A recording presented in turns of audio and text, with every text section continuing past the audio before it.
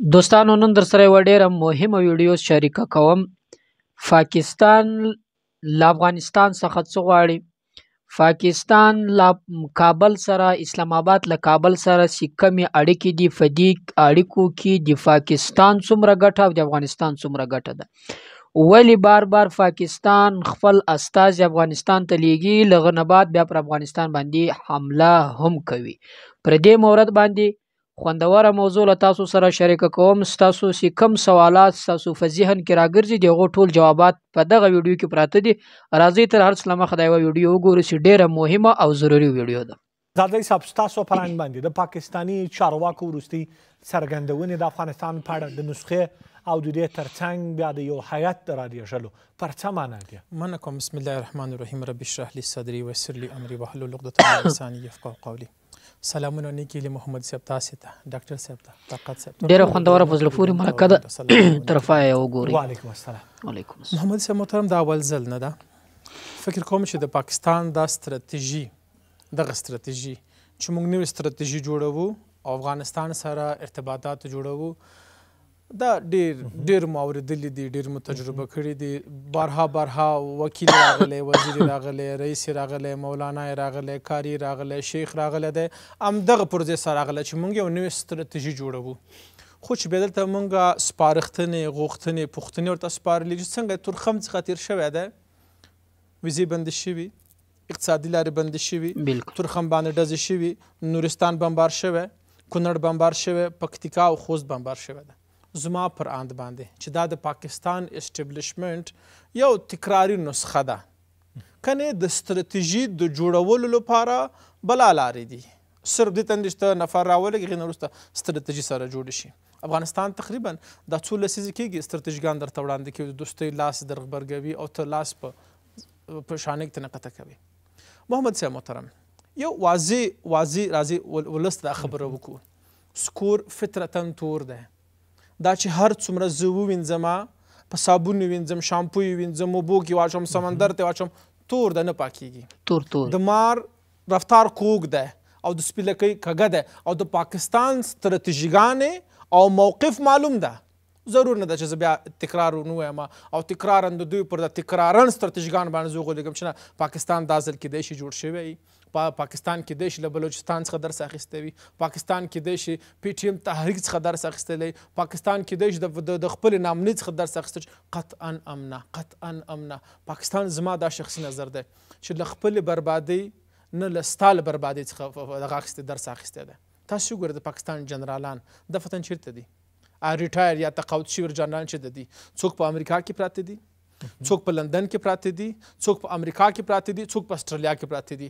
دا څوک چې نظام چلوي نه د خپل عام خلکو لپاره فکر کوي او نه هم د ګاونډیو لپاره فکر کوي، په شکل او د اشکالو باندې داسې ستراتیژي غوره کوي چې تر څو دا مشکلات د پاکستان خپل ولس سره او د پاکستان مشکلات ګاونډیو سره برقرار پاتې شي. کنې د افغانستان سره د ارتباطاتو د جوړولو بیخي ضرورت نشته څوک راولېږي، دومره خرچه وکړي. که د ویزو ورکول دې اسان که، د ویزو قیمت دې اسان که، د ویزو ورکول دې اسان که.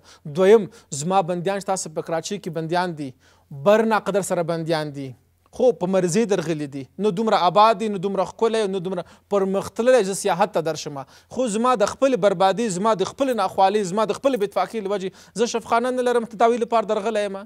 پلار مې مریض ده او زه بندخانې کې پروت یم، مور مې مریضه ده زه بندخانې کې پروت یم. برهم سره ونه لیدل. دا سره کوم ستراتیژي ده چې د قلم په کاغذ باندې سپور ما تا سره پرته ده؟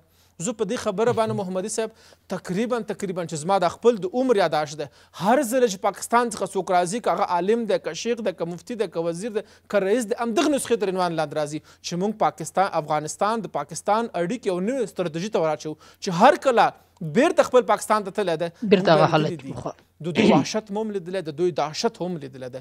خو د مسلمانۍ له وجې بیا هم د یو نوي حکومت په صفت باندې افغانستان اسلامي امارت پاکستان سره سوله ییزې اړیکې غواړي. هغه اړیکې غواړي چې تر څو دواړو طرف ته پراته قومونه هغسې سره ونه جنګېږي لږ څه کم چې نور قومونه سره جنګېږي. ولې په لوی لاس باندې پاکستان خپل ولس ته هم غم جوړوي او افغانستان هم دغه غم نه راوتلی شي بیا ورباندې په غم جوړوي.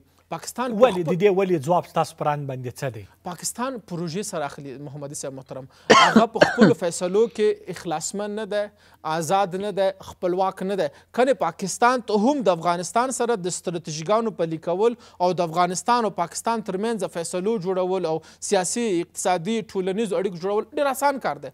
خو دوی ته هم پروژې ورکول کېږي تر څو دغه جغرافیه کوم کې چې په پاکستان او افغانستان موقعیت لري دلته شر وي، فساد وي، جنګ وي، بېاتفاقي وي، وهل وي، ټکول وي، چې تر څو د هغو اشخاصو د هغو ابرقدرتونو چې په دغه جغرافیه کې خپلې پټې فایدې دي هغه لاسته راوړي. کور دیابت مننه. څمکنه صاحب همدا د جاجي صاحب د خبرو پر دوام که داسې وپوښتو، د دوی ملکي استازي راځي په کابل کې خبرې کوي او د شپې بمبار کیږي. پاکستان کله جګړه کله خبرې. آیا پر اسلام آباد باندې دا باور کېدلی شي چې دوی رښتیا هم د خبرو له لارې د مسلې حل غواړي؟ له بده مرغه دلته څو مسایل دي چې دوی په اولا خو د پاکستان د ملکي حکومتونو د هغې ورځ نه چې پاکستان رامنځته شوی دی هغوی صلاحیت نه لري، بالخصوصا دغو دوو ګاونډیو په مقابل کې چې یوه طرف افغانستان دی بل طرف ته هند دی. دا مطلق دی دوی سره د پاوز په لاس کې دی. نو د دغې سره موږ د دوی په ملکي ادارو باندې هغه نشو کولی، باور نشو کولی، ځکه ملکي استازی راځي نظامیان عملیات شروع کوي. دا په خپله د دوی په منځ کې یو تفاوت دی چې د یوه بل په خبره باندې دوی قناعت نه لري.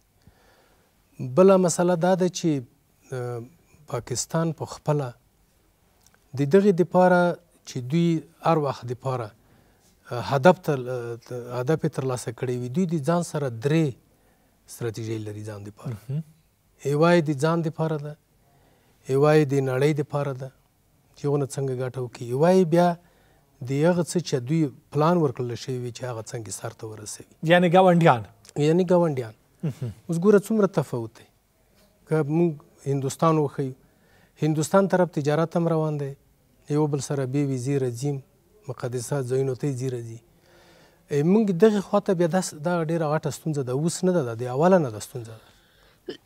نو بیا د پاکستان هغه کوم ستونزې چې دوی اوس را لاس و ګریوان دي، لکه موږ چې لاس سره ګریوان یو داسې ایران او منځنی اسیا هېوادونه، دغه یو څو ټوټه منځکه دا د موږ د صلاحیت ډېر په دا مسایلو کې نه لرو. دا موږ ته د اول دویمه درجه هېوادونه حکم کوي، بیا که ونه شو اول درجه هېوادونه حکم کوي، دا پلانونه هغوی جوړوي. دا پاکستان که چیرې د غربیانو امکانات نه وی ورته، پاکستان څه کولی شول؟ پاکستان به لکه د اول په شان سره چې عادي ژوند به لرلو، موږ سره بیا هغسې عادي ژوند مخې ته به چې د پېښور نه به بس روان شو تر پېښوره پورې، پېښور نه به راغلو تر کابله پورې، ویزې نه وې، دغه ازغنترونه نه وو، تجارت و، عادي راکړه ورکړه په هماغه ساویه وو موږ دوی سره. خو پلان داسې و چې په هغه هلته هم د لویو هېوادونو په موږ کې ګوتې وویلې. امریکا راغله پاکستان یې ځان سره ونیو، او روسان راغلل افغانستان یې ځان سره ونیو. روسانو هم په موږ کې خپلې پروژې شروع کړي، هغو هم شروع کړي مالته. بالاخره د هغو د لویو لوبو په نتیجه کې موږ متضرر شو. داسې نه ده چې موږ یوازې د موږ بنسټونه ړنګ شول، موږ د په جګړه کې ښکیل یو، لیکن د موږ نه اوس پاکستان دومره په پورونو کې غرق دی چې هغه به هیڅ کله دوی دا توانمندي پیدا نه کړي چې دا خلاص کړي.